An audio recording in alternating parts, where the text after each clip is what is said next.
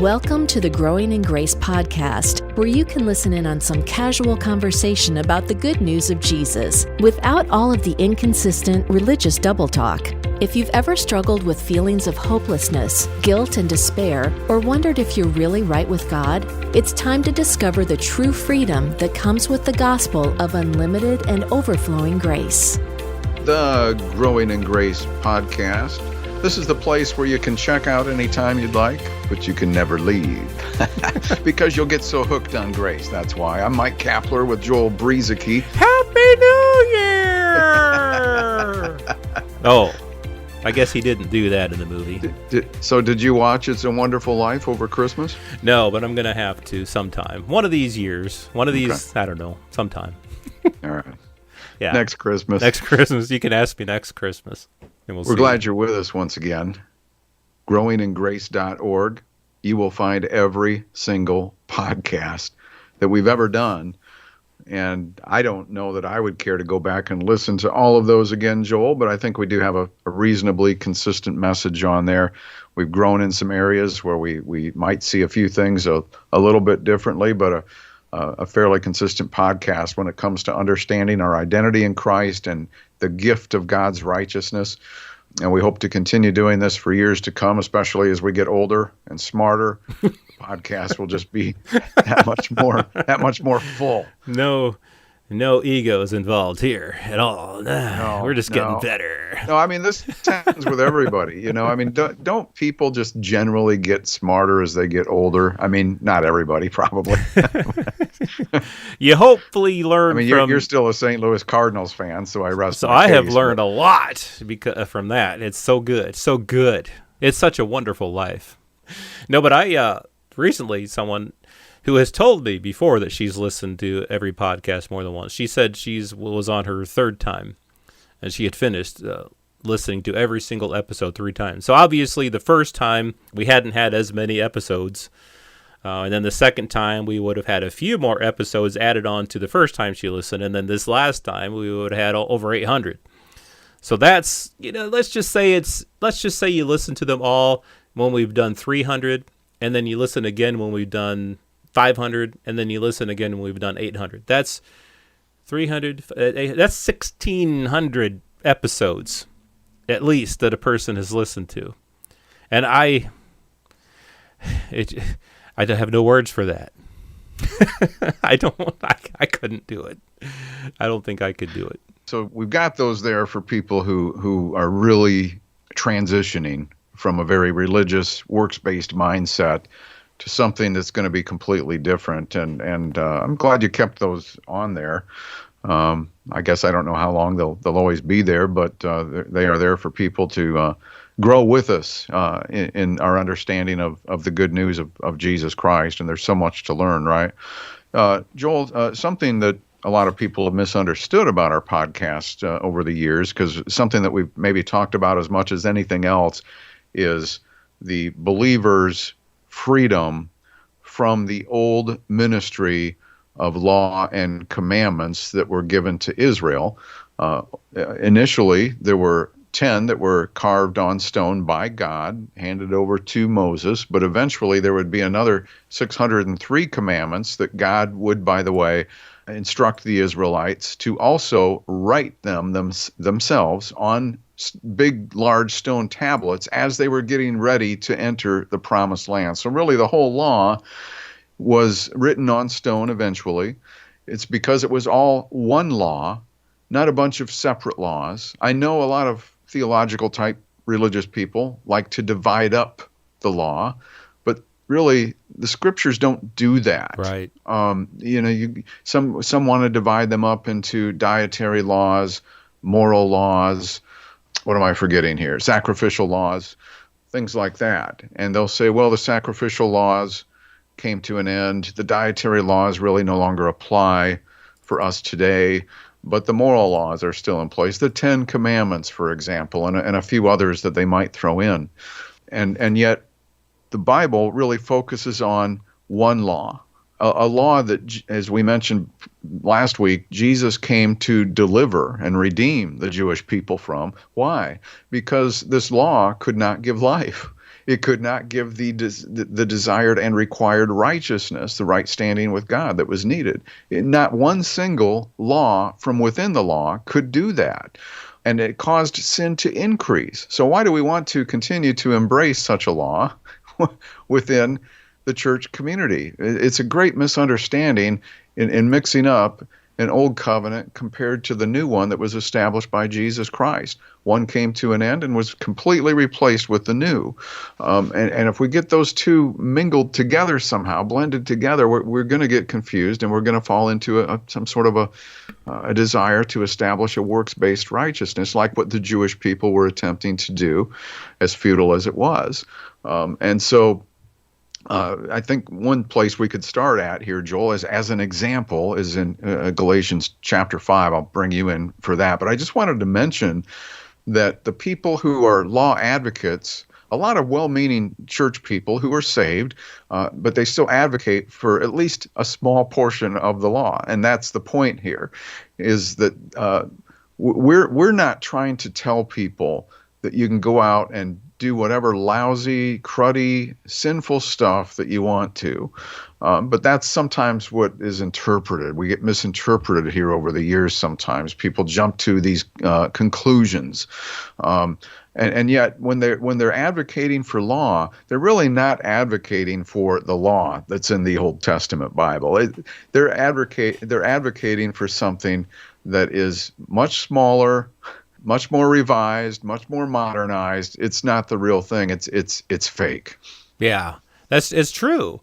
And just on that, that whole mixture thing, when you try to mix the elements of the law in with our lives in Christ, it's like mixing oil and water. I mean, they don't mix. And you just get a big mess, really. Just imagine in your car, in your vehicle, where the oil goes. When you check your oil, you're a quart low. You just put some water in there instead. That's mixing law and grace. It'll junk your engine. It'll be horrible. It's really not good. But like you said, the whole law system came to an end. We've talked about that many times. We talked about Ephesians, where it says the law was abolished in Jesus' flesh. Colossians, where it says it was wiped out, it was taken out of the way, it was nailed to the cross. And then, well, and in Hebrews, when did Jesus become high priest? It was right after the law. Exactly. And the law said that the priests had to come from Aaron, from the line of Aaron, and be Levites. And Jesus came from the tribe of Judah. So that law had to end, the entire thing had to end in order for Jesus to be the high priest. In order for the new covenant to begin, the old covenant, along with the entire law, had to be taken out of the way, and it was nailed to the cross. So when we read these New Testament epistles that were written, there's something that we don't necessarily understand these days in the church, is that in those early days, there were people who didn't understand. They didn't have the book of Galatians necessarily, and they did not understand, especially the many Jewish believers there were many Jewish believers who thought that, yes, believing in Jesus, that's the way. He's the way, the truth, and the life, but you also have to submit to the law. You also have to keep the law of Moses. That's what they had been under, all 613 commandments, not just the 10, or like when I was in confirmation class growing up in church, I memorized the 10 commandments, but I didn't even memorize them fully. It was just a shortened version of it, and that's what that's to many people when you say the law, it's a shortened version of the 10 commandments, and they really don't understand what the law really was about. But back in those days, the Judaizers, they wanted the full force of the law to be included in the lives of not only the other Jewish believers, but Gentile believers, Gentiles who had never been under the law, Gentiles who had, in many cases, had probably never even heard the law or knew what the law said. And again, not just the 10 that God wrote with his finger, but the all of the law that was given. And as we've brought out too, as I think you first mentioned on this podcast quite some time ago, a long time ago, that all the other commandments, God had them write those on stones as well. So all of the commandments, all 613, have been written on stones. And people just don't understand that the law is that big. That's what the law is. Galatians chapter 5, Paul said, stand fast, therefore. Now, he said quite a bit before this in the previous chapters. So he's coming to this place. Stand fast, therefore, in the liberty by which Christ has made us free, and do not be entangled again with a yoke of bondage. Well, which yoke of bondage is he talking about? You posted on this recently, Joel, on social media. He's talking about the law. and you can see it if you keep reading in verse 3. He says, I testify again to every man who becomes circumcised that he is a debtor to keep the whole law. He's obligated to keep the whole thing. If you want to do one part of the law, you have to do all of it, and you have to understand what the entire law says. Yeah, and that's what a lot of us today, we don't understand, because it was one law. It was one law, and you had to keep the whole thing. And I like what you brought out there, because I had posted on Facebook Galatians 5:1, stand fast, therefore, in the liberty by which Christ has made us free. Do not be entangled again with a yoke of bondage. I like how the NIV says it. It is for freedom that Christ has set us free. Stand firm then, and do not let yourselves be burdened again by a yoke of slavery. And so that bondage, that slavery that he's talking about, when I was taught this in the Pentecostal church, a more legalistic based church, and somebody else told me this as well, that what she had learned growing up was that bondage was sin, the bondage of sin. Don't let yourself be entangled with the yoke of sin, the bondage of sin. But that's not what Paul's talking about. If you read the first 5 chapters leading up to this, he's talking about the law of Moses, the entire thing. That's what these Judaizers had brought into these people who were formerly Gentiles, had never been under the law. And Paul says, you began in the Spirit, but now why are you trying to be perfected through the flesh? And then he goes through this whole thing about how the law is the thing that was the yoke of bondage. And he talks in 2 Corinthians about how that was the ministry of death and condemnation. That is not the way in Christ. The law is not. But people try to mix this in. They don't read this whole thing, or again, they might read, don't be entangled with a yoke of bondage, and think that it's talking about sin when the bondage was really the law. And Paul was trying to get them to remember that they had begun in the Spirit. It was simply by faith. As Gentiles, they had been far off without God in the world, as he says in Ephesians. Now in Christ, they were simply brought near to God by the blood of Jesus, and that's where they need to rest and not be entangled with these people who are bringing the law in. And, verse 4 kind of says a mouthful. You have become severed from Christ, you who would be justified by the law through a law of works. You have fallen from grace. A lot of times we hear it today, well, they've fallen from grace, meaning that they've sinned somehow. They committed some unpardonable sin, or one that's going to take a lot of work to get them back on track, and they've fallen from grace. But it was actually the people who were trying to be justified by what they did that fell from grace. But Paul goes on. He says quite a bit here in chapter 5, but for time's sake, he makes this powerful statement. If you are led by the Spirit of God, which is a big part of this chapter in Galatians, if you are led by the Spirit of God, you are not under the law. I mean, how much more plain can you be? And like you said before, Joel, some people just feel like they've got to have a list of things telling them what to do or what not to do. There's a better way. It's the ministry of the Spirit. It's a ministry of life, not a ministry of death. The fruit of the Spirit, it's love, joy, peace, patience, kindness, goodness, faithfulness, gentleness, self-control. Against such things there is no law. And so this is what we live by now. It's not your fruit. It's not my fruit. It's his fruit. We don't produce it, but we can bear it. He'll produce it through us. And this is just a better way to live. I know a lot of people feel like they've got to have something in writing, but God is bigger than that. Yeah, and just to wrap it up, the fruit of the Spirit is all these things that you just said: love, joy, peace, patience, kindness, goodness, faithfulness, gentleness, self-control.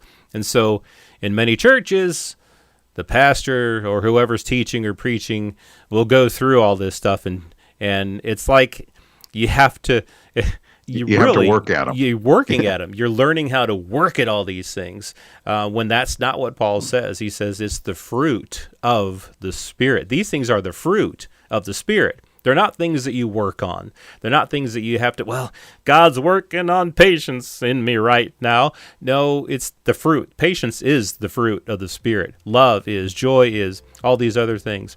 It's not things that you work on. It's things that the Spirit of God, it's the fruit of Him. So it takes away a lot of the pressure to perform when you understand that there's no law. You're not living by a list of rules and regulations, law, or whatever. Whether you were a Jew who was under the law previously or a Gentile who was never under the law, in Christ, it's a very freeing life where you rest in Him. You rest in Christ. You believe, you have your faith, and you trust God to work in and through you. There's no law against the things that will be produced in and through you by God when He's at work in you. This has been Growing in Grace with Mike Kapler and Joel Brieseke, heard online through various internet sources around the world each week. Access past programs by visiting growingingrace.org. Share it with a friend and listen again next week for more Growing in Grace.